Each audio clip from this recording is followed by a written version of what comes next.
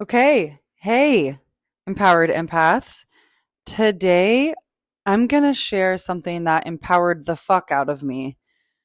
And this is a perspective that I continue to use and develop to this day. And I see it continue to evolve me like so much faster once I really downloaded this perspective. I've allowed this perspective to become part of my identity.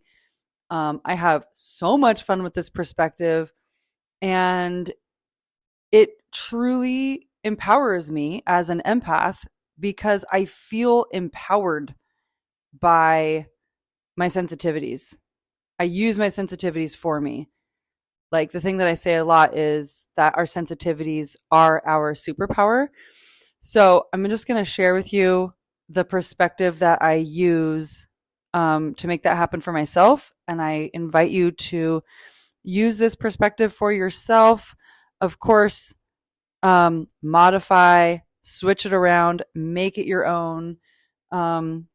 Compost what doesn't work, take what does resonate. And here it is. It's a very simple sentence, and it's the title of this episode. You ready? You are an energy worker. Now, you are an energy worker. So, back in the day, before I even knew what the word empath was, I learned that there are these modalities that help people heal and up-level their lives. And those modalities fall into this thing called energy work. And I pedestalized the shit out of people who were energy workers. Obviously, if you look back to episode, I think it's 10, Dick Jokes and Cults, I joined a cult because I was so pedestalizing someone who was a self-proclaimed energy worker. I mean, she definitely was an energy worker. I just think she ended up getting a little poisoned by putting herself on a pedestal. That's what happens, when we do that to ourselves. But anyway, yeah, so it was this whole thing about being an energy worker was so out of reach to me because I pedestalized it. Whenever you pedestalize anything, I don't care what it is, all you're doing is putting it on a shelf that you cannot reach. That's the essence of pedestalizing something. And, fast forward going through like my own story of discovering like, what does it mean to be someone who's energetically sensitive in this like really loud world? And, I realized when I finally got it, when I really finally got the message that our emotions are simply energetic vibrations that move through us, that communicate information to us. I realized that it's when I really got that emotion is really just energy in motion. It was like a light bulb went on in my head and in my whole system. And I was like, oh my God, I can work with this. I'm already dialed up to a 10 in the emotions department. I already have so much fucking energy running through me. So instead of using that energy against myself, I'm going to use that energy for myself. So when I started consciously working with this energy, with this emotional alchemy, I realized how fucking powerful it is. And I want to offer this perspective to you now. So let's just, okay.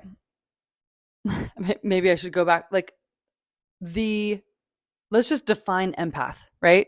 The simple, not simple, the most widespread definition of empath is someone who can feel other people's emotion.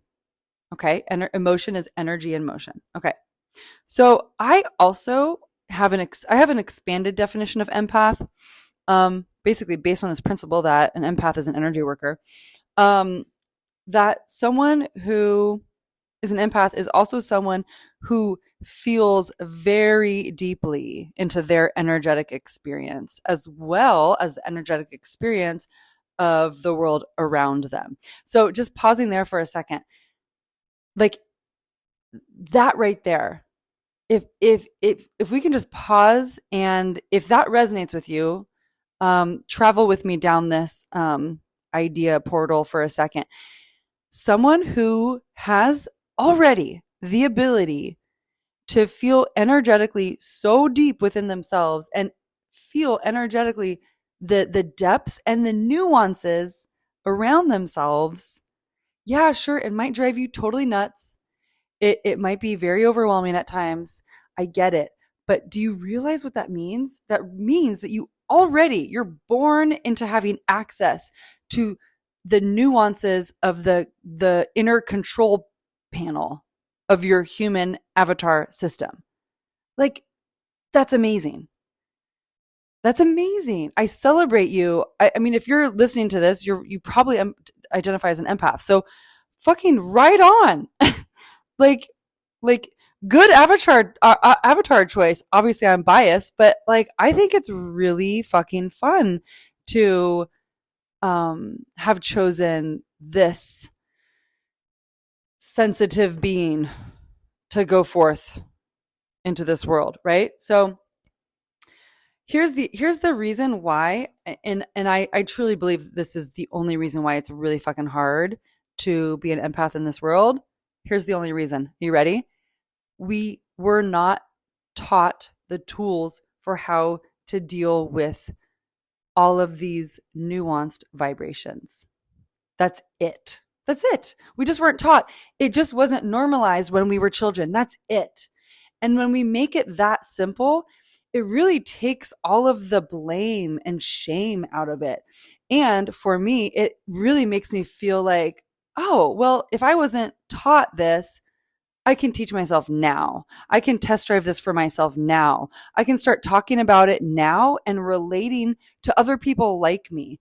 Like, okay, do you have a dog? I have a dog. Do you know a dog? You know how when you're walking your dog, or you see a dog walking down the street, and you're walking your dog, and like my dog does this. I don't know if yours does this, but my dog, every time we're walking down the street and he sees another dog anywhere, it could be across the street, it could be 2 blocks up, his ears perk up, his tail perks up. He's like, oh my God, it's someone else like me. It's someone else like me. He gets really fucking excited, right? So that's how I feel when I encounter someone else like me, someone else who's energetically sensitive. It's like I see another dog. I'm like, oh my God, it's someone else like me.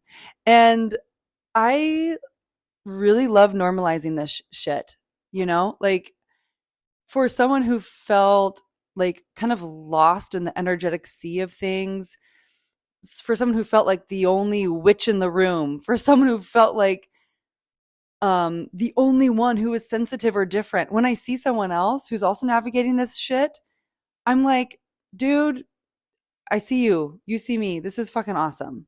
And I think that's really huge and really beautiful. So let's normalize this together. One of the things I started doing was I just started talking about energy. I just started like slowly in my own way over the years, started telling all my more quote normal normies, normal, whatever, how you want to describe that, people around me, like, oh yeah, could you sense the energy in that town? Or maybe I wouldn't even sound so esoteric. Maybe I just would be like, yeah, like I didn't really like the energy there, or whatever. I would just start introducing more and more of myself to the other people around me who maybe didn't dabble in this stuff. And that was my way of just sort of like gently exposing my underbelly at a time in a time period, in a timeline that felt safe to me, just so I could introduce myself more and more to the people around me, right? Okay, so fast forward. One of the things I also want to talk about is that we didn't have the tools growing up to navigate the nuances, right? So what did we do? I don't know about you, but me and most other empaths that I know, what we did is we tried our damnedest to stop feeling, to stop our sensitivity at a point where it felt safe for us to inhabit. So, what happens to a hose when you crimp it? It stops the flow of the hose, right? And then it creates all this pressure. And then what happens when you uncrimp it? You let it go. It like like the pressure just like blasts the water out. So I say this all the time. When you start doing this work of emotional alchemy and you really start paying attention to the emotional waves, vibrational waves, these information downloads that you are getting all of the time. You have access to this all of the time. When you start uncrimping that hose of that energetic highway, let's say, and you start really feeling into like your kneecaps. How often do you think about your kneecaps, right? You start feeling into like your belly button. You start feeling into your shoulders. You start feeling into the tips of your hair. You start becoming more and more aware of your energetic system. Sometimes what can happen is a backlog of energy can move through and move through kind of quickly.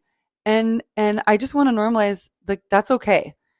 Just really show up and be with yourself. And if your brain tries to say, oh, that was weird, that didn't mean anything, or maybe I had too much sugar or whatever, I highly recommend, if that voice that is doubting your energetic ability to sense this starts talking in the way that it talks, I would just say, okay, I hear you, brain. But that felt very real. And what did I do to what did I do to allow that energy, that emotional energy to move through? What was that like? Okay, how can I do that again? And just keep practicing with it and playing with it. And what happens when you practice and play with this idea that you are an energy worker and you work with emotions and you show up for each strand of the emotion as it presents itself? What happens is you develop evidence of your power. And then your brain, instead of offering you all these doubts, guess what it does? Your brain goes to work for you and it starts telling you it starts telling you all of the ways that you are successful at this. It starts showing you all of the ways that you can do this more. It it helps you level up this ability. But you have to actually take the lead on your brain and be like, hey, bitch, we're an energy worker, by the way. Like, you're not going to tell me, no longer am I going to believe the narrative that I'm just a little weird or I'm just a little too sensitive or whatever. I'm not going to believe that story anymore, because guess what? That story didn't get me very far.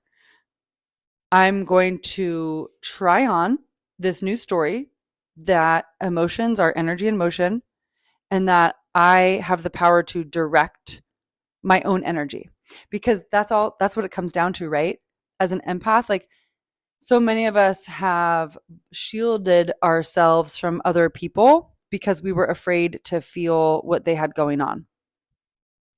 So this is what I want to offer. What if you had your system on lock, your energetic system on lock, and you knew how to feel an emotion and let it move through you? What if you knew how to feel someone else's emotion and you knew that it wasn't your own and you could let it move through you? I bet you would be a lot more willing to go into spaces that were previously uncomfortable to you. And I bet that you would have a lot more experiences and expanded experiences that would expand your evolution, expand your perception, and actually help you have a fucking fun time in this life and help you grow stronger and more resilient, right? You have to be willing to show up for your energetic system first before you go put yourself out there in the soup of other people, so that you have you know how to navigate your own safety in that soup. You don't just go throw yourself into a soup and like drug up your body so you can handle it, right? Or, I mean, you can, and you can do that for however long, and then you'll come to the point where it's like, wow, this isn't sustainable. We've all done that. It's fine. Okay, what else did I write down that I wanted to say? Um,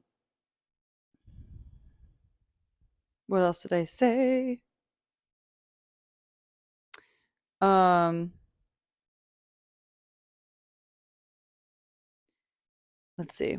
I'm sorry, give me a second. I wrote these notes like hours ago, and now I'm just kind of like going over them while I'm right in the middle of sharing this podcast with you. Um, Something that I wrote that I just really like, another like we started with the definition of an empath, but here's a definition of an energy worker. Um, an energy worker, the way that I currently think of it and define it, is a person who understands that everything, including thoughts and feelings, are energy. And this person who understands that consciously practices directing their thoughts and feelings. Now, when you're an energy worker who's consciously practicing directing your thoughts and feelings, guess what? It's not only directing, it's not only creating, it's not only creating a new thought form to then create your life from. The flip side also must be true. You must also have the same level of ability to process thoughts and feelings, to deprogram thoughts and feelings. Oh my fucking God, you guys. Deprogramming old thought forms. And of course, old thought forms have emotion attached to it, which is going to go through your body, right? In your body system. Dude, I'm just obsessed. I cannot, like, everybody must think that I don't know what everybody must think, but I'm so obsessed with processing feelings and emotions. Like, my kids know I'm obsessed. I need to maybe tone it down a little bit, just because I found, like,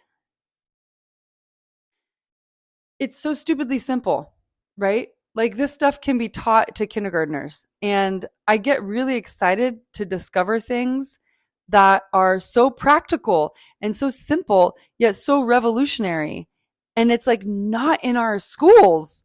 And it's it's hilarious to me. It's like living the sitcom of my life where the character wakes up and is like, you guys, like we have a right arm, like, let's say the sitcom is like all humans that only have left arms, and one day somebody wakes up and they're like, guys, we have a right arm as well.